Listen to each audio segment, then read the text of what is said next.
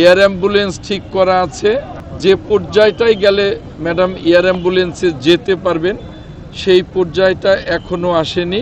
বাংলাদেশের সকলের নেত্রী, গণতন্ত্রের নেত্রী, দেশনেত্রী ম্যাডাম খালেদা জিয়া দেশি বিদেশি আমেরিকা, ইংল্যান্ড এবং বাংলাদেশের উচ্চ পর্যায়ের প্রফেসরদের তত্ত্বাবধানে নিবিড় পর্যবেক্ষণে আছেন। ম্যাডামের জন্য এখন ডাক্তাররা সার্বক্ষণিক চিকিৎসায় আছেন। আমাদের যেটা করণীয় সেটা হলো পুরো দেশবাসীর ম্যাডামের জন্য দোয়া করা। আমরা চাই ম্যাডাম পরিপূর্ণ সুস্থ হয়ে আবার বাংলাদেশের মানুষের কাছে ফিরে আসুন, এটাই সবচেয়ে বড় বিষয়। ম্যাডামের এখন দোয়াটা অত্যন্ত প্রয়োজন। এটাই আপনাদের কাছে আশা করব যে আপনাদের মাধ্যমে, মিডিয়ার মাধ্যমে সারা দেশবাসীর কাছে যেন এই বার্তাটা পৌঁছে যায়। ম্যাডাম এখনও সিসিইউতেই আছেন, আগের মতোই আছেন, অনেক সংকটাপন্নই বলা যায়।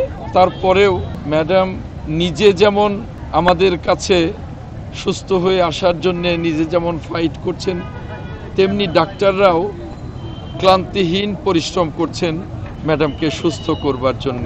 আমরা বাংলাদেশের কোটি কোটি বিএনপি সহ সকল রাজনৈতিক দলের রাজনৈতিক কর্মীরা ম্যাডামের জন্য দোয়া করছি।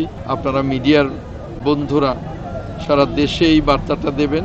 একটা পর্যায়ে যখন ম্যাডামকে আনা যাবে, এটা ডাক্তারদের ভাষ্য যে ম্যাডাম যখন একটা পর্যায়ে বাইরে যাওয়ার অবস্থায় আসবেন তখনই ম্যাডামকে বাইরের চিকিৎসার জন্য নিয়ে যাওয়া হবে। সেজন্যে বাইরে বেশ কয়েকটি দেশে হসপিটাল ইতিমধ্যেই ঠিক করা আছে, এয়ার অ্যাম্বুলেন্স ঠিক করা আছে। যে পর্যায়টাই গেলে ম্যাডাম এয়ার অ্যাম্বুলেন্সে যেতে পারবেন সেই পর্যায়টা এখনো আসেনি।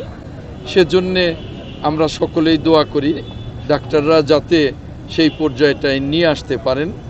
এখানে আমেরিকা এবং ইংল্যান্ডের ডাক্তারদের সাথে বাংলাদেশের ডাক্তাররা 24 ঘন্টা ক্লান্তিহীন ম্যাডামের চিকিৎসায় আছেন।